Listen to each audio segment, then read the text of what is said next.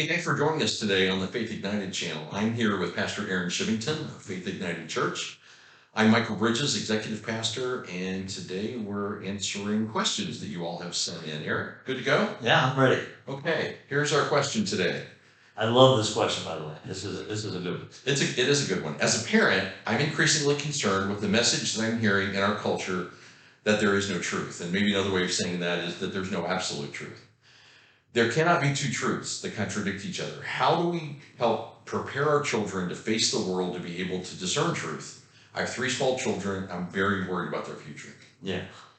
This is a mom who has met with me, who's talked with me, and said, "Hey, I'm really concerned about how do I help my kids be able to live out their faith and grow up and not lose their faith." And she's very worried about all the stuff she sees on television, on YouTube, and I appreciate her concern. I have it as a parent. You have it as a grandparent. Absolutely. And I think any parent who loves their children right now is worried about this. And being a parent's hard enough, right? And so let me just start with a couple ideas. First of all, you're on the right journey if you're concerned, right? Yes. I mean, the fact that this mom's concerned and this dad maybe is concerned, that says you're doing the right thing. So kudos to you. Way to be a good parent, already worried about the bigger things and concerned for that. So what I would say is the first thing is learn to play a game in your house. And the game in the house is let's identify the truth and identify the lie. And we play this at my house. In fact, my kids kind of groan. They even say like, "Hey, Dad just turned on his preacher voice." And I wish that I would have known about this and been taught this, because I didn't make this up. I learned this. Yeah. But I wish I would have known about this when my kids were younger to be able to help them discern the truth from the lie. But you can do it at the dinner table with just phrases that you say, like, "Hey, Susie is in the room and out of the room. Is that true or false? She can't be in a room and out of the room. Right. Hey, that bicycle is yours, not mine. Is that true?" And again, just help your kids, even at a young age, begin to understand, okay, that's true. Those aren't opinion statements. Those are true facts. But we love to do this with commercials. And you watch a commercial, and here's the commercial. The goal of advertising is what? You're not good enough, you're not complete, you're not whole, you're not going to experience any kind of pleasure unless you own and use this product, right? All those things if you just buy my product. Just buy this, right? And so we often we'll play something and stop it, or we'll watch a commercial and I'll turn the volume down or something, and I say, "Okay, what was the lie?" I want to help you be able to start discerning the lie. Because our kids are the most marketed to group of individuals in the history of the world, because there's so much on social media now. All our kids are on devices, even from the age of 1 and 2, they're on devices. And Aaron, I figured out after my 4th or 5th car that I bought from advertising, I was not going to be 20 pounds lighter or 30 pounds younger. I figured that out. It took you a couple of It's me too. Yeah. So, I mean, we say, what's the lie? And when we talk through the lie, like, hey, the lie here was you're not beautiful unless you own this. Will that really change your beauty? I mean, it may enhance something, but it doesn't change who you are. Does this product really make you happy? Where do we find our happiness? Where do we find our joy? And then I love to do this with like YouTube statements. And so I'll go online, because I have teenagers now. I don't have little kids like this mom is saying. So again, there's a little different game you play, but I'll go online or even in the newspaper app that I have, and I'll pull out, here's a statement that somebody made. And you can do this a lot with politicians, right? Here's the statement they made. Is this truth? Is it a lie? Is it an opinion? And I love to distinguish those. And one of the dangers in our culture is, and why as a mom I appreciate that this person's worried, is because we have a culture that lives saying, if I repeat the lie long enough, it becomes true. Aaron, I've heard that called the illusory effect. Right. Even if it's a lie, if you repeat it enough, and we hear that in commercials, we hear that from politicians, we hear that from all kinds of news, all kinds of things. Right. And you see that like right now is election season for us, and the person who has the most signs out often is one who has a leg up. Why? Because it's seen enough that when I go in to fill out the ballot, even if I haven't looked them up, I'm like, I don't know, that guy had a good looking sign, I've seen it more often, right? Yeah. So yeah, once you repeat a lie long enough, it becomes true. And we see this in media right now in a heavy way. So as a parent, the second thing I would say is you got to learn to safeguard your kids' hearts, which is kind of the third step of discipleship is your children aren't mature enough to safeguard their heart, to be able to watch TV and go, that's not right, that's not normal. There is an age where they are maturing, and then again, where we kind of hand some of those responsibilities off and say, I'm trusting you to be able to do this on your own now. But at a young age, where this mother's coming from, there's nothing wrong with watching a TV show and saying, hey, well, I want you to know that we love people who behave or do that or have that lifestyle, but we don't believe that because God says it's wrong, because God has a plan for our life, because God loves us, and love always has boundaries, right? And so, there were several shows growing up that we weren't allowed to watch. One of them was Married with Children.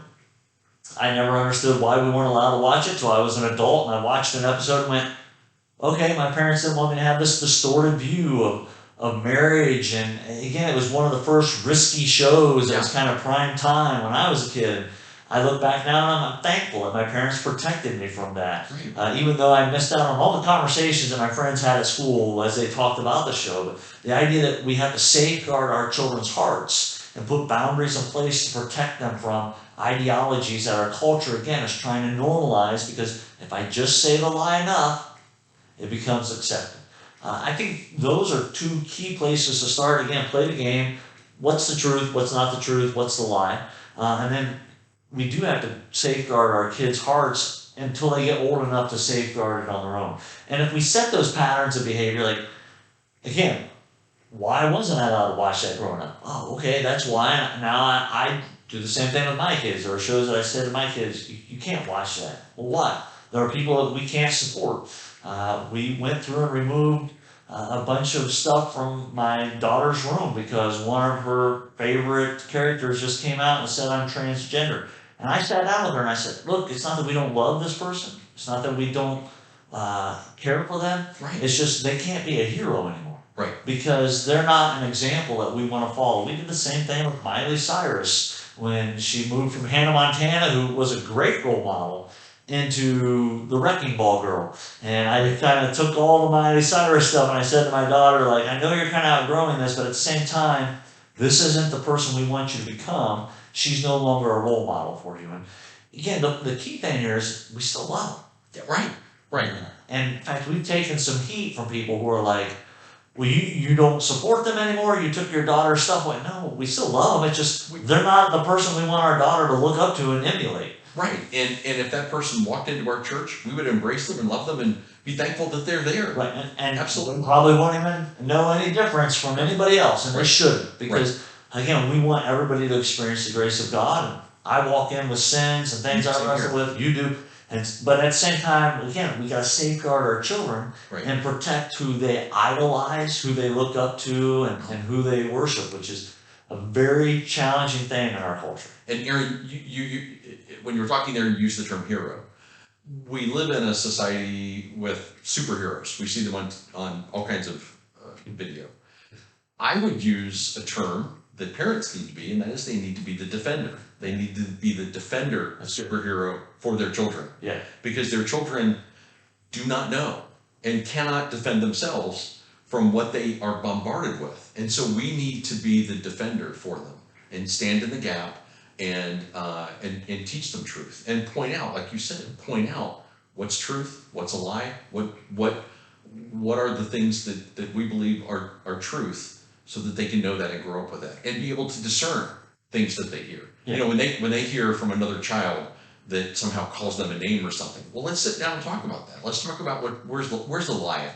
Right. And that helps them discern that.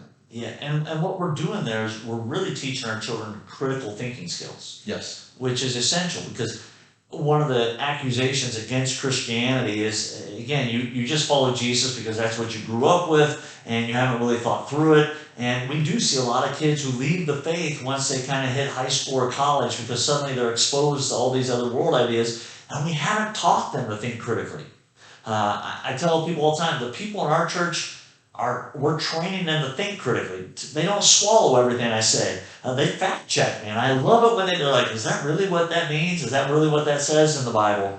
But we want to teach our children those skills too, because we want them, again, here's what's true, here's a lie. Well, how do I know?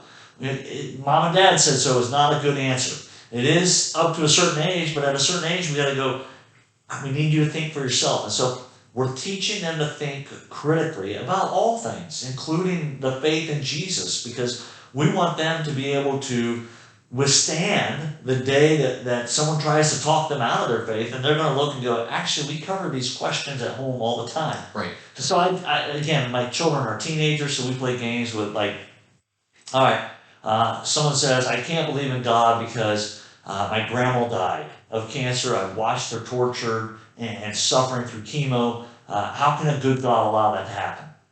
We play that game at dinner on a regular basis, and my kids, again, oh, here we go, Dad. Right. Again, we say, hey, why not believe in Jesus and in the teachings of Buddha? What's the difference in that? And I'm trying to give skills to my kids to explain, here's the difference in Buddha, what he taught, here's the difference in Jesus, and we walk through that. Or, again, how did creation happen? What is the atheistic worldview? And I help my kids sort some of that out at dinner, which is the perfect place to do it because you got a captive audience, but it's also what is commanded in the Bible. Right. God says through Moses, like, hey, when you're at the meal, sit around and talk about me. Discuss the stories that I have handed down to you. So it's powerful. And again, there you are celebrating a time tradition of a family meal, which is a big deal. It is a big deal. And when you're sharing that, you're defending the faith. And most of us are familiar with the term apologetics, Right. which is really just a big word for defending the faith. Right. It's giving reason for what you believe. Absolutely. Yeah. One thing that I see as we sort of characterize the society we live in today is a lot of people call it a postmodern society. And that's a big word. It's hard to get your arms around. And it really means that a lot of people have a lot of different opinions about a lot of things, and they define culture in a different way. And most people believe that most postmoderns are also relativists, that their truth is relative, your truth is relative, you can have your truth, I'll have my truth, somebody else can have their truth, and there is no absolute truth. And I believe there is absolute truth. And it's our job to seek that. I've heard theology defined as faith seeking understanding. Right. And I have a book that I've read called Postmodernism 101 right here by Heath White. You just happen to have this. I just happened to have that because I knew we were going to talk about it. A first course for the curious Christian. And this is a really good book for just helping digest what is this thing called postmodernism, our culture today. And it's really a big umbrella term for many of the things we see going on today. And if we can understand the environment, it helps us be a better defender. It helps us prepare for some of these discussions. Yeah. And even if you don't get the book, just look it up on the internet and go to a reputable source and look at a few sources to understand that, because many of them may be swayed in a direction that postmodernism is fine. And I'm saying anything against it. I'm just saying be diligent about what you read. Look for absolute truth. There is absolute truth. And it's our job to defend that truth with our kids. Yeah. And what you bring up here at the end is the challenge for all of us as grandparents, as parents, as great-grandparents, is that I'm tired at the end of the day. Yes. And yet our culture is fighting against truth, is fighting against God. And so I have to now become educated in a way that my parents didn't have to. When we talk about apologetics, my dad goes, I don't even know that I heard that word until I was in my 40s or 50s. Right. Because it really wasn't a big deal for the church. Now, it should have been. And part of the reason why we lost ground was because we weren't doing it. But now the faith is under attack in a way it's never been attacked before. So I just had breakfast with a young man, and I was saying to him, what are you listening to? And by the way, if you're listening to this, subscribe to our YouTube channel. You're doing great already, right? Yeah. I love Alicia Childers. I love Frank Turek. I mean, there's a whole list of great apologists out there. If you're really into heavy stuff, you can get William Lane Craig. But there's a list of great guys out there doing great work. But we as parents no longer have the ability to come home and just turn our brains off. Right. We come home and it's like, okay, here's my real job. Right. Because at the end of the day, that one's only providing money and allowing me to do stuff. When I get home, that's eternity that I'm worried about. Yeah, Aaron, it is. And let me just share, I believe that we have a relationship with God through Christ for eternity. I believe that we have our marriages for a lifetime, but we only have a generation with our kids. Right. Right. And we have to do our best and fight for their faith and for their truth during that brief time that we have with them. Yes, and I mean, I get it. Like, it's 8 o'clock. I'm ready to go to bed because I'm getting old, but I'm sitting there. I'm like, we need to do our family Bible study. We need to have this discussion, and it's work. And again, I have to. What am I listening to? Because I can listen to stuff on the way to work and back, or again as I'm driving, and I can read books on audio. So who are you hanging out with? What are you listening to? What are you reading? To be able to enable your kids to defend their faith. One of the books I recommend is called Mama Bear Apologetics. It's a great book, but it just helps you begin to think like, here's how I'm raising up my kids to defend their faith. And again, I love the idea of a mama bear who's protecting her cubs. Right. And as a dad, I enjoyed the book too, by the way. So, but I love the book Mama Bear Apologetics because it's just setting up, hey, here's the battle for the hearts of your kids. We need to understand that we're at war and that we've got to defend our kids and teach them to critically think so they can defend their faith one day on their own. Amen. Amen. Aaron, thank you. Great answer. Thanks for joining us today. And for more information, join us, come to our website at www.faithignited.church. Like us on YouTube and Facebook. Visit us at our church. Thanks for joining us.